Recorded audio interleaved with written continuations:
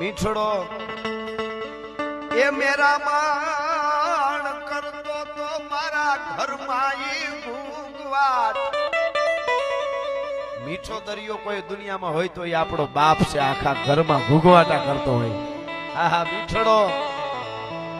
એ જે મીઠડો મેરા મન કરતો તો મારા ઘરમાં ઈ ભૂગવાટ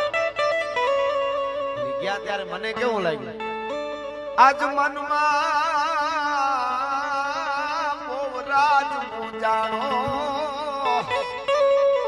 આજ મારો આખો હમદર હું કાણો